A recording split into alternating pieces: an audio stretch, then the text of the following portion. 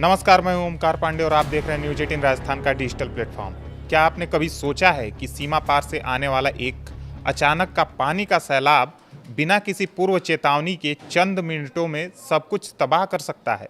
आज हम बात करने जा रहे हैं नेपाल के रसुआ जिले की, जहां तिब्बत की ओर से अचानक आए एक महाविनाशक बाढ़ ने ऐसा कोहराम मचाया कि मंजर देखकर रोंगटे खड़े हो जाते हैं। यह कोई आम बाढ़ नहीं थी, बल्कि प्रकृति का एक ऐसा भयंकर तांडव था जिसने हंसते खेलते इलाकों को मलबे के ढेर में तब्दील कर दिया। घटना की शुरुआत एक शांत लेकिन खौफनाक सुबह से होती है। तिब्बत की तरफ से अचानक पानी का तेज बहाव नेपाल की सीमाओं में दाखिल हुआ। किसी को संभलने तक का मौका नहीं मिला। नेपाल के उत्तर में स्थित रसुआ जिला, जो चीन की सीमा से सटा हुआ है, इस अचानक आई आपदा की चपेट में आ गया। स्थानीय लोगों के मुताबिक पानी का स्तर इतना तेजी से बढ़ा कि स्वचालित जल मापन यंत्र यानी ऑटोमेटिक वाटर गेजिंग स्टेशन भी पलक झपकते ही बह गए। सुबह के शुरुआती घंटे में जब लोग अपनी नींद से जाग भी नहीं पाए थे, तब तक जलस्तर सामान्य से कई मीटर ऊपर उठ चुका था और सब कुछ अपनी आगोश में लेने को तैयार था। शुरुआती रिपोर्ट और अनुमानों के अनुसार इस दिल दहला देने वाली त्रासदी में लगभग 1000 लोगों के बह जाने की आशंका जताई जा रही है। हालांकि आधिकारिक आंकड़ों की पुष्टि अभी पूरी तरह से होनी बाकी है, लेकिन जमीन पर जो तबाही देखने को मिली है वह बेहद भयावह है। तिनूरे और स्याफ्रुबेसी जैसे इलाके मानो पानी के तेज बहाव में नेस्तनाबूद हो गए।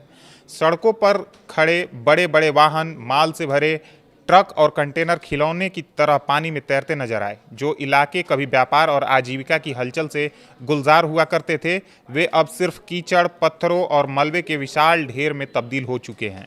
इस आपदा का सबसे बड़ा आघात बुनियादी ढांचे पर पड़ा है। नेपाल और चीन के बीच व्यापार का एक मुख्य मार्ग और प्रतीक माना जाने वाला प्रसिद्ध फ्रेंडशिप ब्रिज यानी मैत्री पुल इस उफनते सैलाब के आगे टिक नहीं सका। पानी के भारी दबाव और बड़े बड़े बोल्डर के टकराने से यह पुल ताश के पत्तों की तरह ढह गया। इस पुल के टूटने से दोनों देशों के बीच का द्विपक्षीय व्यापार और संपर्क पूरी तरह से ठप हो गया है।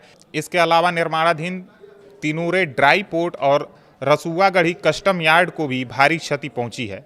तबाही का यह सिलसिला यही नहीं रुका। ऊर्जा सुरक्षा के लिहाज से बेहद महत्वपूर्ण माना जाने वाला रसुआगढ़ी हाइड्रो पावर प्रोजेक्ट के बांध को भी भारी नुकसान पहुंचा है।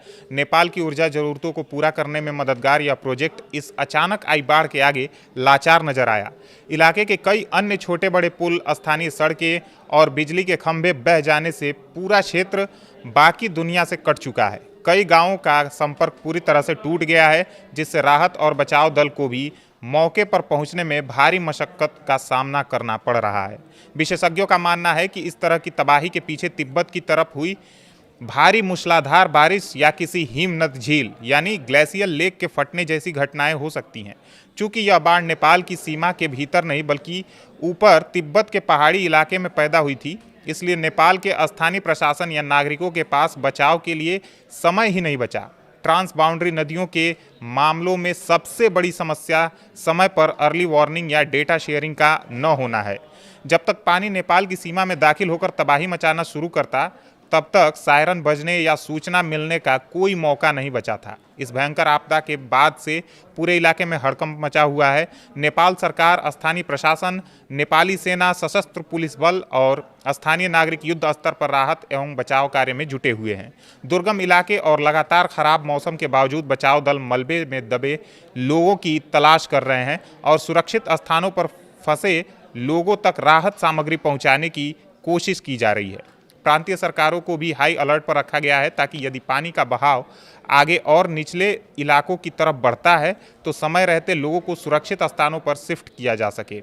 यह त्रासदी हमें एक बार फिर सोचने पर मजबूर करती है कि जलवायु परिवर्तन और पहाड़ों पर लगातार बदल रहे मौसम के मिजाज हमारे लिए कितने खतरनाक साबित हो सकते हैं।